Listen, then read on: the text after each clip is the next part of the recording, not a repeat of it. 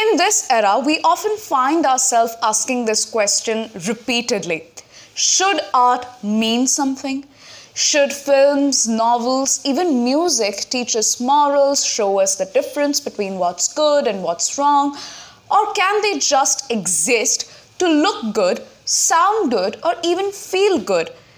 Even if they are sometimes, violent, selfish, or even a little bit dangerous? Well, that debate isn't entirely new. Over 100 years ago, a group of writers said that art doesn't have to teach you anything.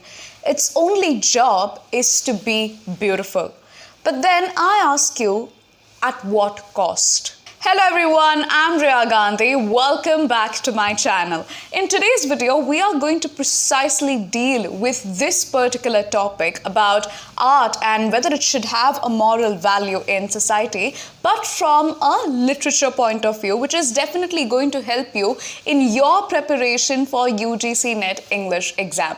In today's video, we are going to tackle the topic of the aesthetic movement in literature, wherein we are going to also understand its background, its philosophy, the major tenets, the key figures, which will definitely help you in your preparation. So stay tuned till the end of this video and don't forget to make notes.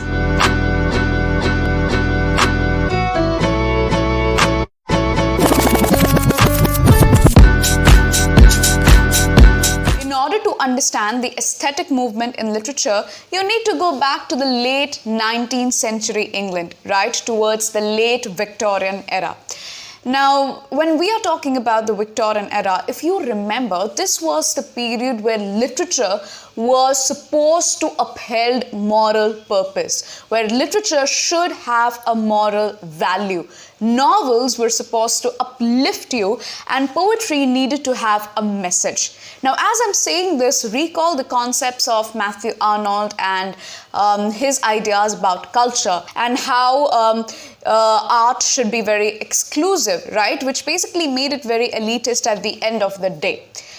Now, not a lot of people believed that literature should have a moral purpose, especially during the Victorian age.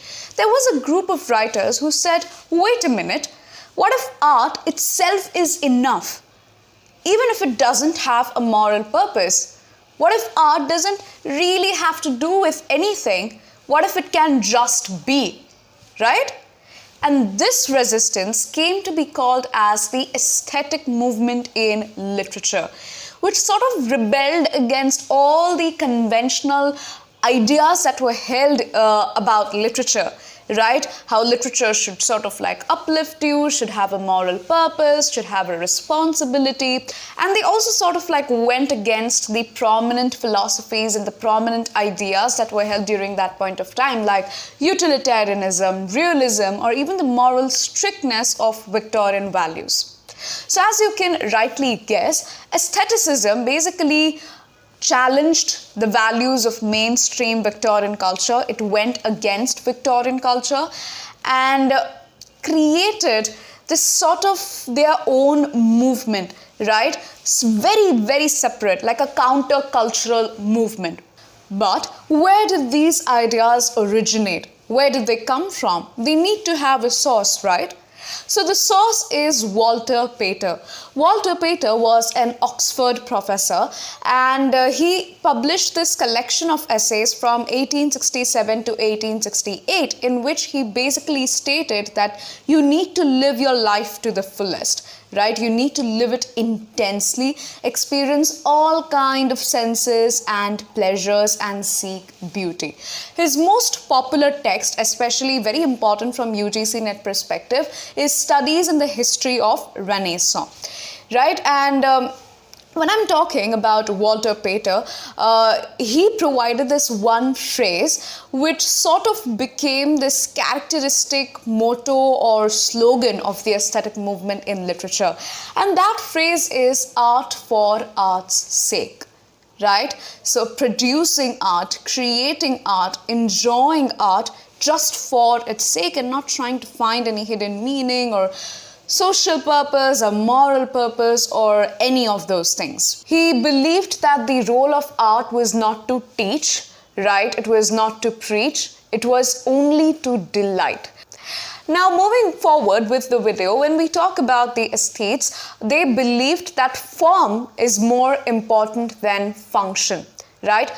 How you present things is more important than the impact that it has on the people or with the purpose with which it was written, right? So, as a result of which, when you think about these aesthetes or the writers of the aesthetic movement, they were against writers like John Ruskin, Matthew Arnold, and various other Victorian writers who staunchly upheld the fact that literature should talk about a moral purpose. So they went against this idea of literature having a didactic purpose, of the idea that art for truth's sake. Right? But they weren't actually new in that as well. What I mean to say is that when I'm talking about the writers of the aesthetic movement in literature, they weren't the first writers to talk about this. You have certain precursors or predecessors of the aesthetes like John Keats, Percy Bysshe Shelley, and some of the pre-Raphaelites. Who are the pre-Raphaelites?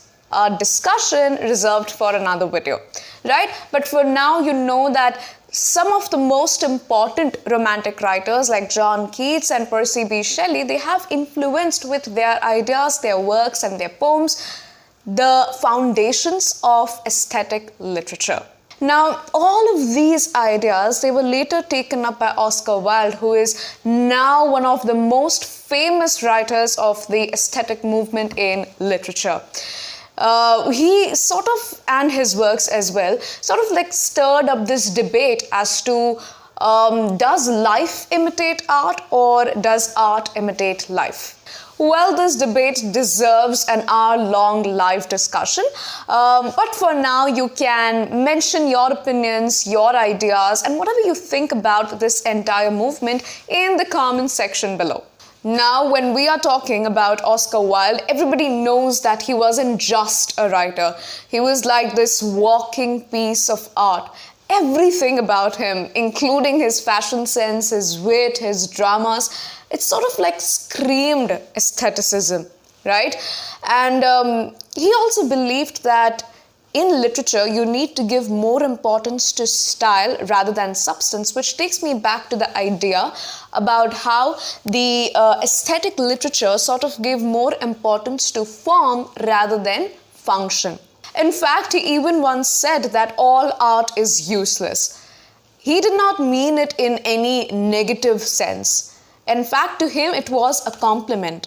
And to know that the writer of some of the most critically acclaimed novels that are still read today in academia and in various circles, it just showcases how he treated art as a subject. Right? So talking about his works, there are some of the most important works that you need to know, especially if you're preparing for your UGC NET English exam. So what are those works? The first is The Picture of Dorian Gray. The Picture of Dorian Gray is Oscar Wilde's only novel. It's a very short novel, right? But it is considered to be one of the best works in aesthetic literature. It is about this young man who sells his soul to be eternally beautiful. But even though he remains beautiful on the outside, his moral values, his hedonism is basically degenerating his soul. And that's what he can reflect in his painting, right? So the duality is one of the most important features of aesthetic literature. Other important works include The Decay of Lying or The Critique as Artist. Right? So these texts basically explore how art can and should exist on its own terms, free from moral or political constraints. But sometimes there is always a thin line that one has to draw, don't you think? Let me know your thoughts in the comment section below.